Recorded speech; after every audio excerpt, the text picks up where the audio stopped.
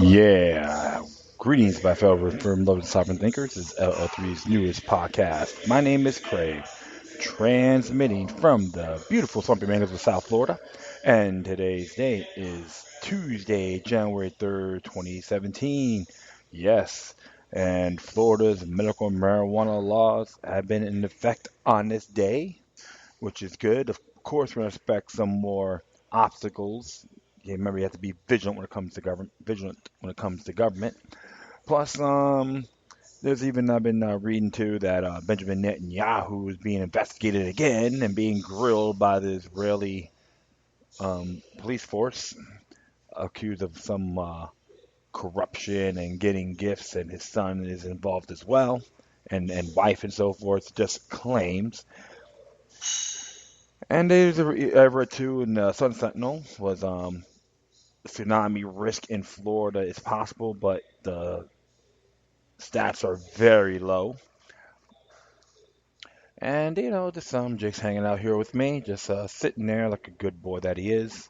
And I miss him. I love him. I said I love him. I miss him. He's with me right here.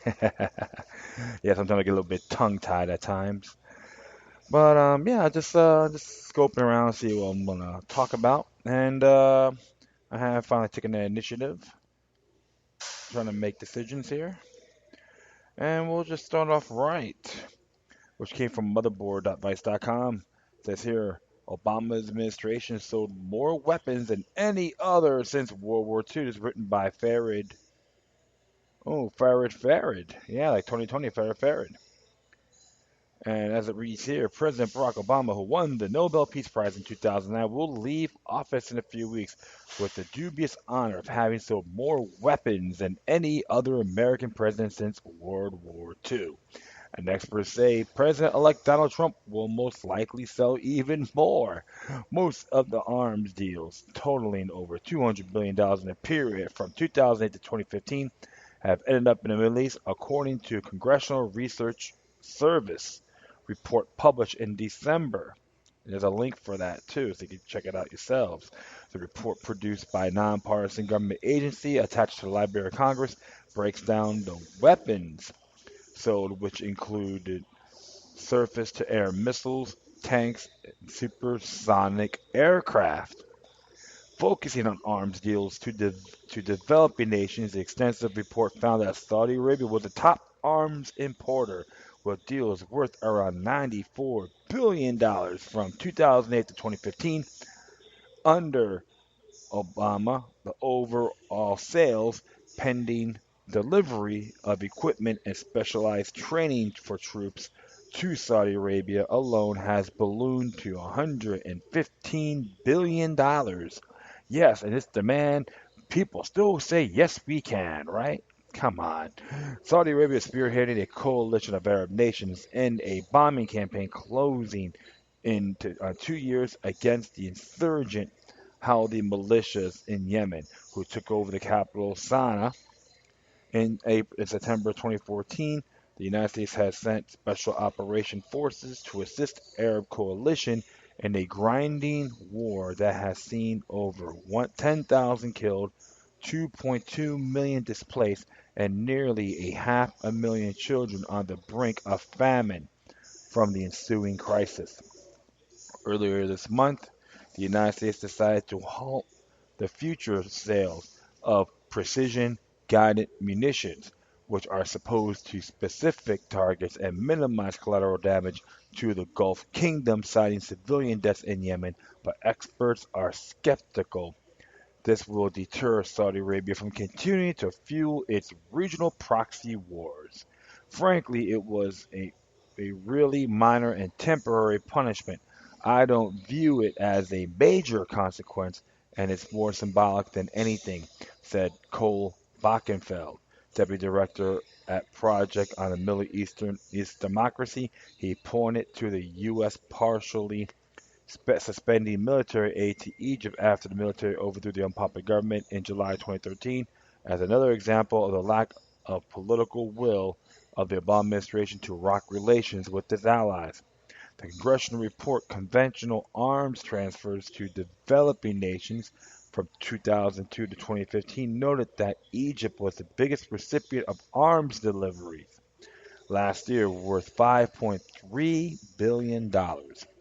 Increasing arms sales has become a standardized component of diplomacy at all levels of government.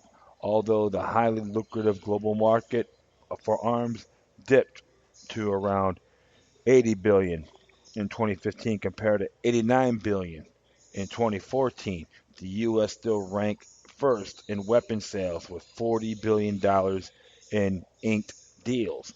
What's changed during the Obama administration is that increasing arms sales has become a standardized component of diplomacy at all levels of government, not just in the Defense Department.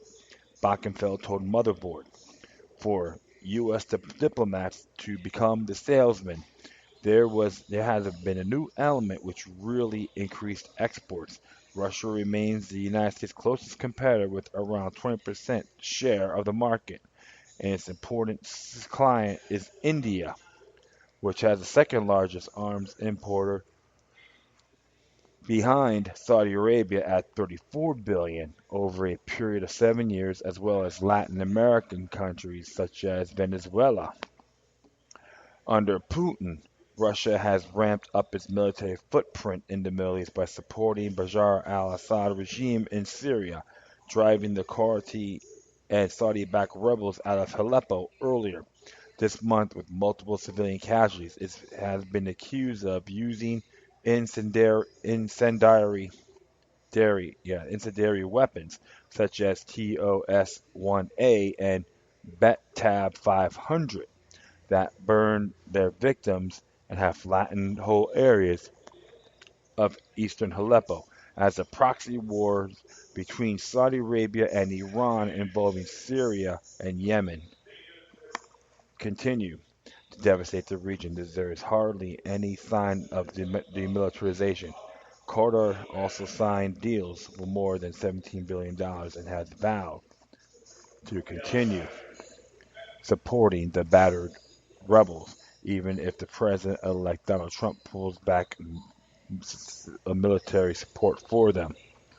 And of course, you can read more here. Thousands of scientists. We need a global ban on autonomous weapons, as like drones.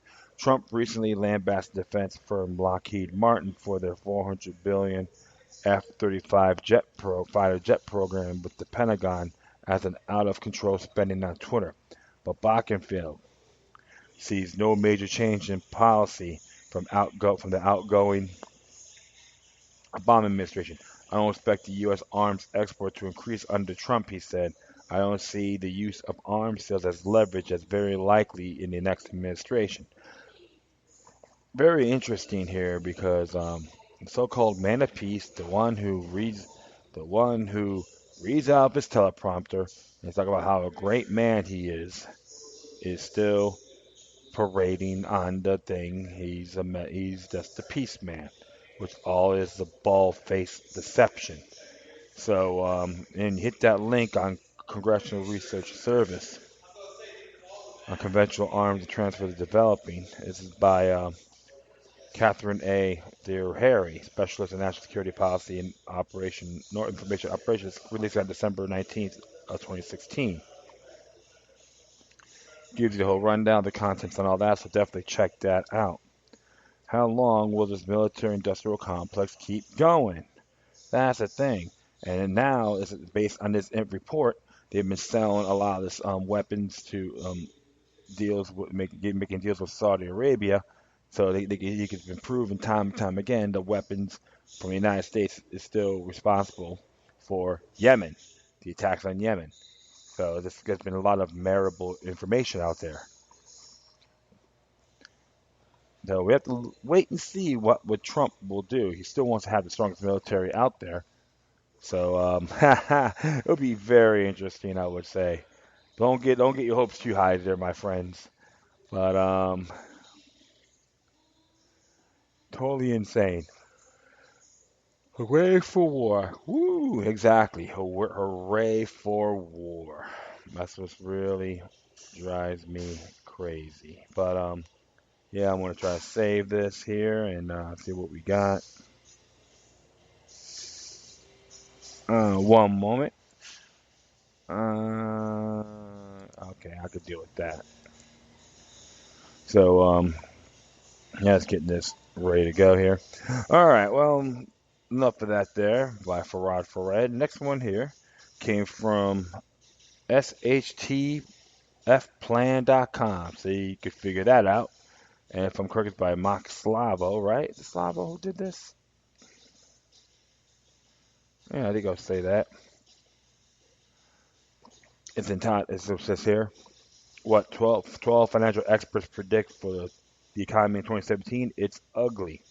What lies ahead for the economy this year? Will the economy finally collapse as predicted by many, or will the early positive signs in stock markets around the world continue and the global economy will flourish? I've taken a lot of heat for being gloomy and for fear mongering lately, where I've said that President-elect Trump is inheriting a mess of epic proportions, and that we may still be in for a rough financial ride. While I do think that Donald Trump is a far better choice than Hillary Clinton ever could have seen, when the situation has been declining as long as ours has, it would take an absolute miracle to turn it around without some pain. And it turns out I'm not alone in my concern about the worst for economic situation during the upcoming year. Here's what the 12 prominent financial experts are predicting. Lawrence Yun is the chief economist of the National Association of Realtors. Made a statement. The budget of many prospective buyers last month was dealt an abrupt hit by the quick ascension of rates immediately after the election. Already faced with climbing home prices and minimal listings in the affordable price range, fewer home shoppers in the most country were successfully able to sign a contract. There's one here. Gerald Salente is a trends forecaster who has a long history of accuracy. You can find his work at trendsresearch.com. He says here, we're forecasting the economy is not going to rebound with the economic proposals that are in place now. The global situation has created an environment for financial panic.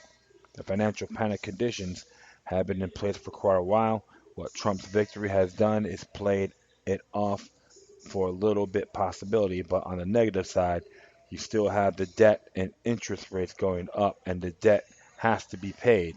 On gold, we believe right now it near its bottom.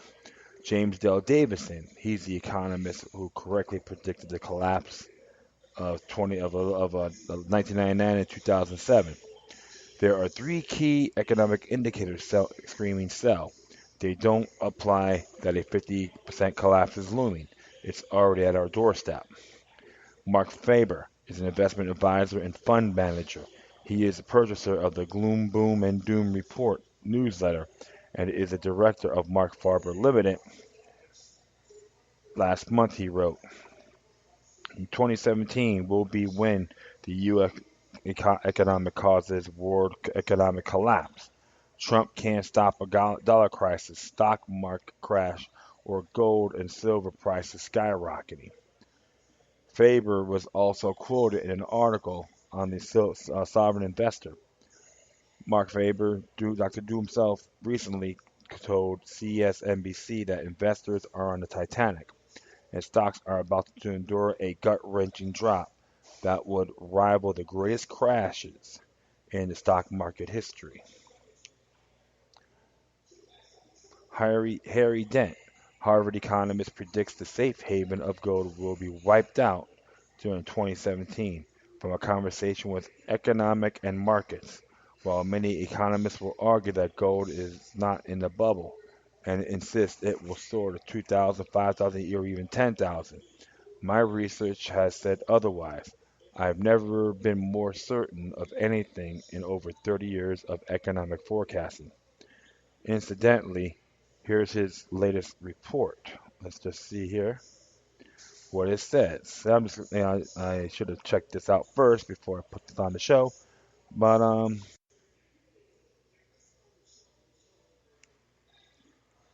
ooh, sorry about that.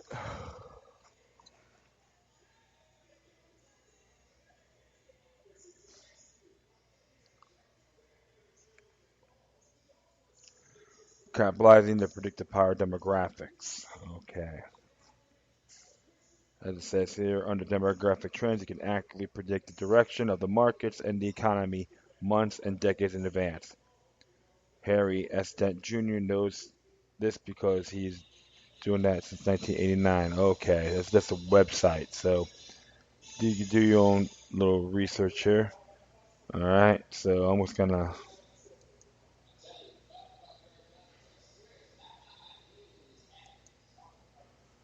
All right, let's continue on here. And Rutledge is a fixed income analyst who is a regular writer for Forbes. She analyzes economic patterns and feels the slide has been underway since 2013. Last year, she wrote. So if you ask me whether we are going to have another global financial crisis in 2017, I would say the odds are good. This one probably started in 2013 and by now is well underway. Peter Costa, president of Empire Executions, has taken the unprecedented step of pulling out of the market, believing that they are overpriced and that major correction is on the way. In an interview, he said, I think that lots of these stocks, big caps, small caps, they all got ahead of themselves. I think there will be a correction to bring them back to some sort of normalization and pricing. And once it gets back there, I'll be back in the market. Chris Martinson, an economic researcher, wrote GDP growth is very likely to support the rate of credit expansion that the Federal Reserve System wants, or more accurately needs. And what will happen if it indeed doesn't? A lot of painful, awful things, but central among them is a currency crisis. Amidst and the ensuing unpleasantness will be awakening within today's financialized markets to the huge imbalance now existing between paper claims and ownership of real things.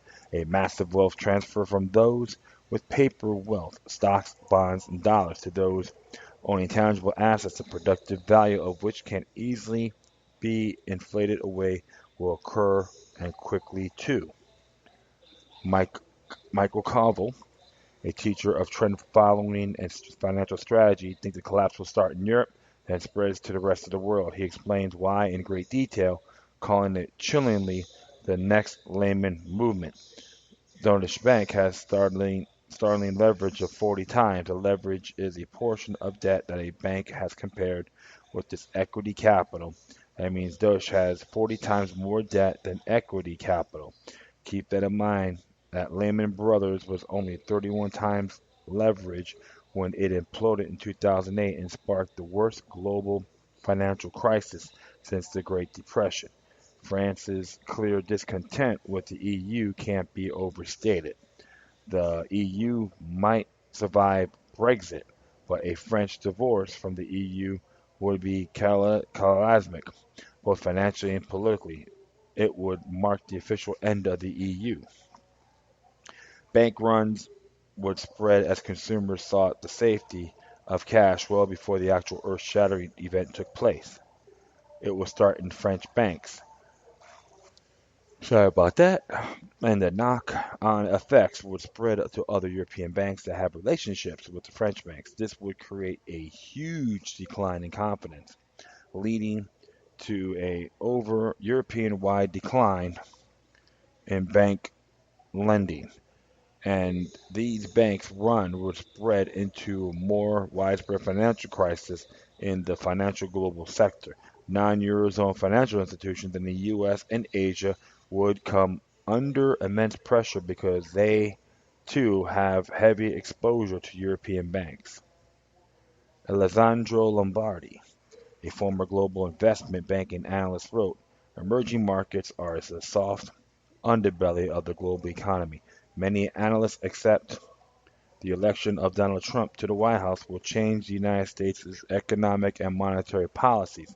This could worsen conditions for businesses in emerging markets that are financed in U.S. dollars. The result might be a global economic collapse in 2017. Jim Rogers, who founded the Quantum Fund with George Soros, is on record saying, A 68 trillion biblical a $68 trillion biblical collapse is poised to wipe out millions of Americans. American Smithers, an economist with an unsettling history of being prophetic, was quoted in the same article. U.S. stocks are now about 80% overvalued.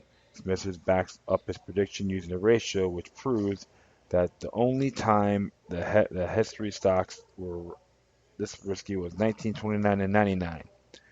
And we all know what happened next. Stocks fell by 89 and 50%, respectfully. What do you think? Personally, I'm prepping harder than ever before. I spent too much time researching the collapse of Venezuela to sit idly and let my family face the same hunger and desperation that is rampant there. Right now, a few rocks are falling, warning of an imminent disaster. If you aren't prepped, you still have time. You can go learn more if you want. If you wait until the avalanche begins, it will be unstoppable. You will have waited too long. My suggestions are reduce your expenses to the bone. Less monthly overhead you have, the longer you can live on your savings. Start building an emergency fund. The rainy day may be here sooner than you think. Stockpile food, OTC medications, and other necessities. You can sign up to get a free report on what they ran out first in Venezuela. You can use this to build a collapse-proof shopping list. Get prepared to protect your family. When the economy declines, crime increases. We've been in a decline for years. Our national debt has reached monstrous proportions. Even if Trump is able to pull off a miracle and turn things around, there'll have to be drastic cuts for this to happen. Painful ones, people will suffer, and I'll do everything I can to protect my family before that happens. He's absolutely correct. So a lot of these individuals are saying crap could hit the fan this year. However, we could all prep up instead of playing every man for himself. We can work together in smaller communities. Think locally, shop locally. Don't wait for these big international franchises and so forth. That's how you can keep things afloat. It's working together. You're always gonna have riffraff, but everyone's gonna say, "Oh, it's most people are idiots, but not me." You can't see it that way. This is what the central banks want us to do. They want us fighting amongst each other and thinking, "Hey, we have a resolution. You gotta take it or like it or not." Some may be going for cash societies. Others could be focusing on the RFID chips for credit as well, in your hand or your brain or your top of your brain. You can see you could it's like anything is possible. Sorry about that. And so hopefully everyone just hope for the best and prepare for the worst. All right. And so we'll continue on here, especially urban farming. That would be a good thing to do, my friends. All right, next one here just came from the Ron Paul Liberty Report. I haven't used that site in a while. This is entitled "Restaurants to Eliminate More Waiters in Response to Minimum Wage Hike." It is by Ryan McMacken. It says here, Colorado is among the four states where voters approved a minimum wage hike in November. Among the specific provisions for a new wage hike was a stipulation that tipped workers, such as waiters who receive tips are paid below the standard minimum wage, will receive a mandate wage hike of 99 cents. Naturally, this will lead to an increase in costs for restaurant owners, who then will seek to raise prices and/or reduce costs. KDVR in Denver reports. Cantancer owns the Airplane restaurant in Colorado Springs and said he has already increased his kids' price menus and increased it $1. I increased it at $1. Kids' prices went from $4.99 to $5.99. Cantanzer said. Rising prices can only go so far. However, contrary to what many non-economists seem to believe, it is not possible to simply pass on extra costs to customers. As any economics major undergraduate knows, it's only possible to pass on a portion of the increased cost to the customer because higher prices and competition from other firms will lead to fewer sales if the owner simply attempts to pass on the cost, even if all restaurants are subject to the same wage hike.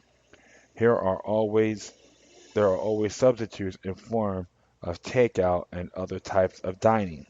Specifically, in response to the forced wage hike, we can expect to see more food service business go away of the so-called fast casual dining, which includes brands such as Chipotle and Noodles and Company.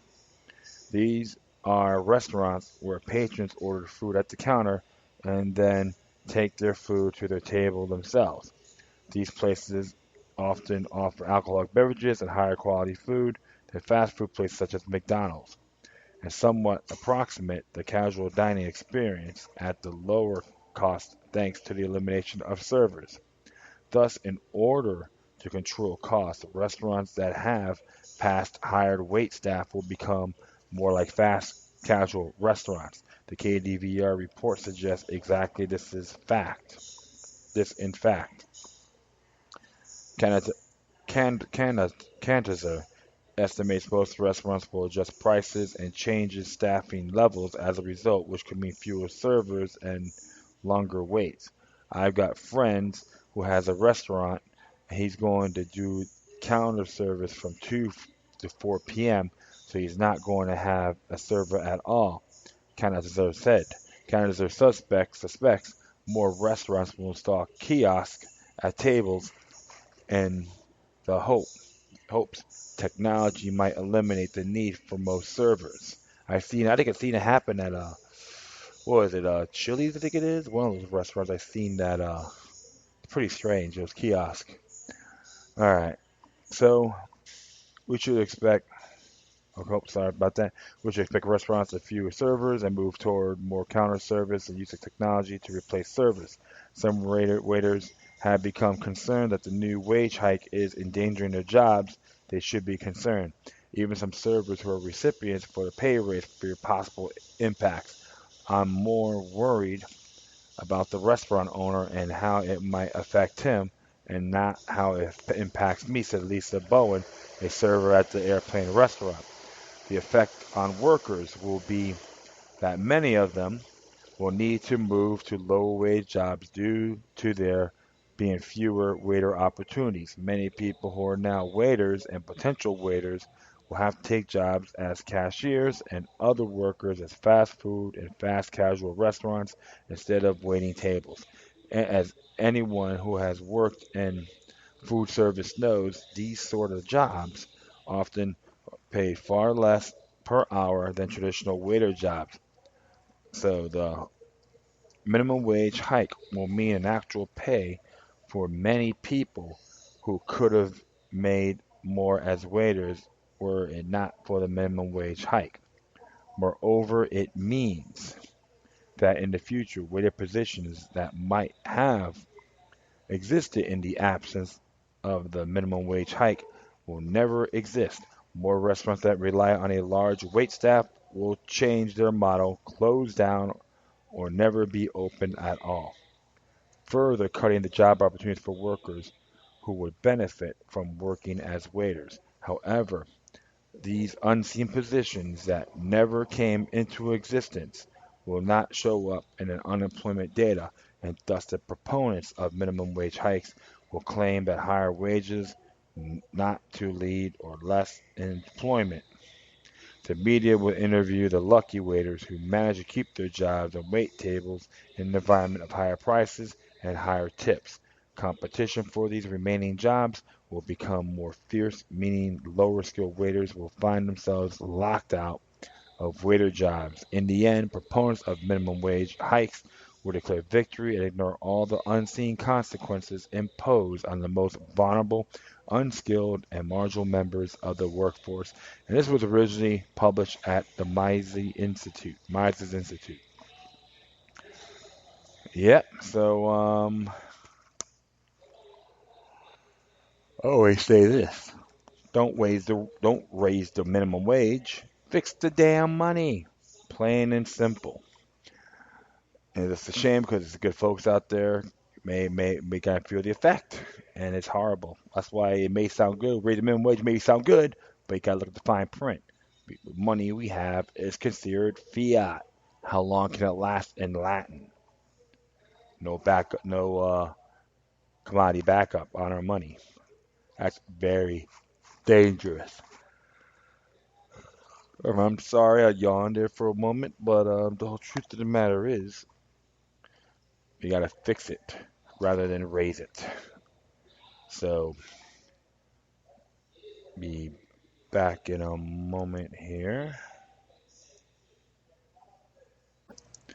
Yeah, so I had to take a little breather there. Just getting ready to snooze off. Okay, cool. This one here as well came from the exact activist post, but Max Savo wrote this, and it says here. Silver Company CEOs prepare for war on big banks. Class action lawsuit for price rigging.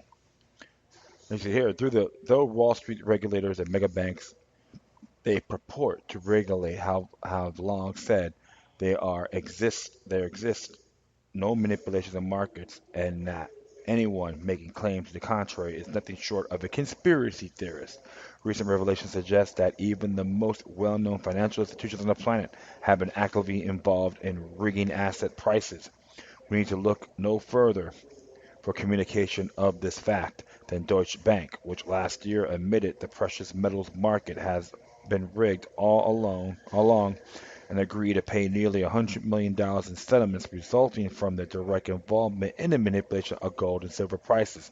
Now that the cat is out of the bag and Deutsche Bank has agreed to turn over documents implicating other banks in related schemes, and major mining companies are preparing lawsuits of their own. Straight shooter First Majestic Silver CEO Keith Neumeyer, who in 2015 was the first mining company to head to issue a public statement on manipulation of precious metal prices by a small concentration of players, has said that the company's legal team is closely monitoring the situation, citing loss of revenue, job, and shareholders' value. Domeyer said in an interview with SGT Report that his company will likely be preparing legal action against the bullion banks involved in the rigging of prices. I have an intimate knowledge of what goes on the trading floors, how front running occurs, how wash trading occurs, how spoofing occurs. I've been looking for an opportunity to step in. I've been very vocal. I've talked to many executives that are running other silver companies. When the Deutsche news came out, I sent an email to the law firm that's responsible for this lawsuit, and I had a conference call with two lawyers. We spoke about this case. I can tell you that a couple of the CEOs of some very prominent silver companies in the States have no interest in pursuing this. Other CEOs have said they are interested in pursuing with First Majestic. We're monitoring this. We're going to follow it. We're likely going to, at some point, add our name to the class action lawsuit. You can watch the full interview detailing the money's views on global cash bans, what silver prices may do once the manipulation comes to an end. However, precious metals will be affected by the incoming Trump administration, current supply and demand fundamentals, and an update on its latest project, including Silver One Resources. There's a YouTube video on here to interview the SGT report, and I recommend you check out the video and even subscribe to SGT Report. 'Cause he got some good guests on there. You'd be surprised what the person has. Very good, very good. He has a very good show. Neumeyer and what appears to be a handful of other CEOs in the industry are preparing to declare war on the banks that have been responsible for the price suppression schemes many knew to exist but couldn't prove it until now. The problem was the fox was left to guard the henhouse, which of course led to an inviolable bloodbath. It's quite shocking to me. It's very harmful to the shareholders. It's manipulation and it's used frequently. There's ways that the regulators can monitor it. They can see it happening. The exchanges know what false bids and offers get put into the system. Yet exchanges don't step in because the exchanges are owned by the banks, and the banks are doing that kind of trading. It is self-policing system. which doesn't work because no one wants to police themselves because they are making too much money. How does Bank of America or JP Morgan not having losing a day year after year of trading is actually impossible? Traders lose money. It happens all the time. Yet they have not had a single losing day for at least a couple of years, as far as I know. As Nomar correctly highlights, it's impossible for a trader or firm to have such a perfect record unless, of course, they're working the system, which certainly appears to be the case based on the evidence. Now, the market manipulations have been proven at the highest levels of the bullion banking system, and with the pressure of lawsuits mounting, there is a distinct possibility that precious metal prices will be allowed to trade freely on the open market. Such development bodes well for precious metal investors, especially with Donald Trump set to take over the presidency in a few short weeks. Neumeier notes that several Trump appointees are gold-friendly, which could add further upside potential.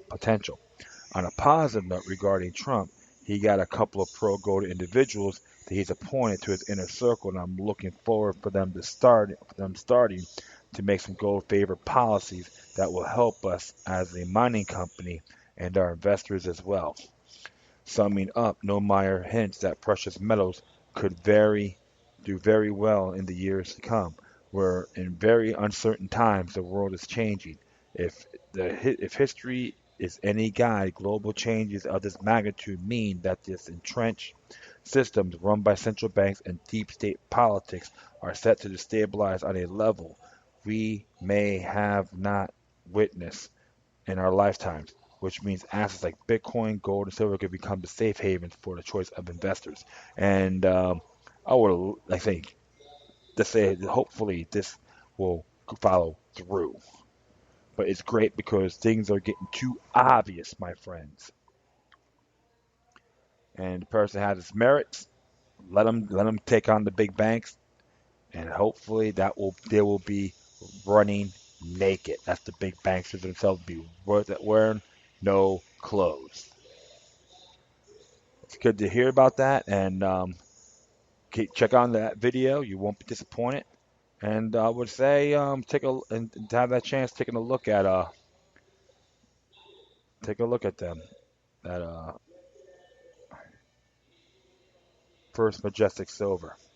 All right. Okay. Finally, this came out New Year's Eve, by the way.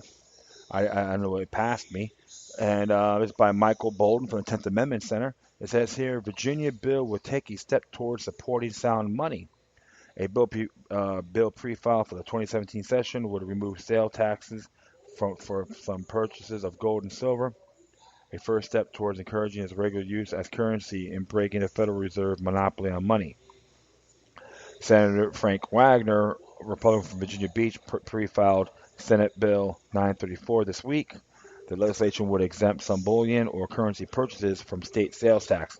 The official bill summary reads in part, exempts legal tender coins whose total transaction sale prices exceeds $1,000 from sales and use tax. Under the proposed legislation, the exemption will remain in place until June 30th, 2022. In practice, imagine if you ask a grocery clerk to exchange $1,000 of cash for smaller bills, he charged you a $3 tax. Silly, right? After all, you're only exchanging one form of money to another. But that's essentially what Virginia's sales tax on gold and silver does. By removing the sales tax on some exchanges of the gold and silver, Virginia would move towards treating specie as money instead of commodity. This represents a small step toward reestablishing gold and silver as a legal tender and break down the Fed's monopoly on money. This should set the foundation, said Mike Mary of the 10th Amendment Center, in a state that has not been very friendly to sound money, as we see this as the first step. But if passed into law, people should pressure the legislature in future years to eliminate both sunset clause and that $1,000 limit. Practically speaking, fully and permanently eliminating taxes on the exchange of gold and silver will open the door for people to begin using specie in regular business transactions. This would make an important step toward currency competition. If sound money gains a foothold in the marketplace against the Federal Reserve, notes that people will be able to choose the time-tested stability of gold and silver over the central bank's rapidly depreciating paper currency. Background information: the United States Constitution, in Article 1, Section 10, no state shall make anything but gold and silver coin a tender in the payment of debts. States have simply ignored this constitutional provision for years. It is impossible for states to return to a constitutional sound money system when it taxes gold and silver as a commodity. This Virginia bill takes a step towards that constitutional requirement ignored for decades in every state. Such a tactical would set a stage to undermine the monopoly of the Federal Reserve by introducing competition into the monetary system. Constitutional tender expert Professor William Green said when people in multiple states actually start using gold and silver instead of Federal Reserve notes, it would effectively nullify the Federal Reserve and end the federal government's monopoly on money. Over time, as residents of the state use both Federal Reserve notes and silver and gold coins, in fact, the coins hold their value more than Federal Reserve notes do will lead a reverse Grantham law effect, where good money, gold and silver coins, will drive out bad money, Federal Reserve notes.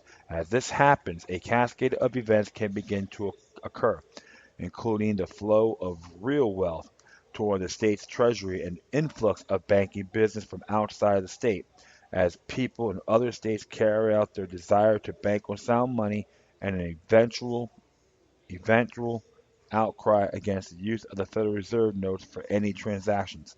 Once things get to that point, Federal Reserve notes will become largely unwanted and irrelevant for ordinary people. Nullifying the Fed on a state by state level is what you will get us there. Exactly. And I do commend this. It's fantastic. Every state in the union should start taking that initiative. I know Utah did something like that, and now Virginia's doing it. I know other states are penning as well. Make it happen. Screw the Federal Reserve. As far as I'm concerned, they are the enemy of sound money. Period. There's no excuses, no ends, ifs, or buts. And like I said, one thing for sure, you get them where it hurts. The Federal Reserve claimed they need us, but now we start knowing these things. Article 1, Section 10, the U.S. Constitution, we can give them the big middle finger and say, stick it. You're done. It's a great move by Senator Frank Wagner. Hey, support them. People in Virginia, take the initiative, push for that bill, and stay more vigilant and say, make sure your state supports sound money.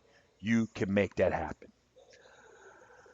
All right, my friends, that is all. I'd like to thank everyone for listening to this episode. Plus, feel free to download and share throughout your social media networks. If you have any questions, comments, or you want to send me something that's interesting I haven't checked out yet, whatever you do, please address your correspondence with decorum. You keep me on Facebook, Twitter, Google+, Spreaker, iHeartRadio, Tumblr, YouTube, Freedoms Network, Scene.life, and Minds.com.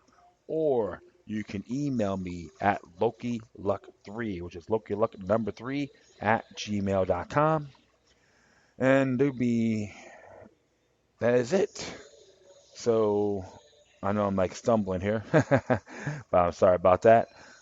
Once again, my friends, thank you for your time. Plus, always remember that demoniac resistance is healthy for the soul and can liberate humanity.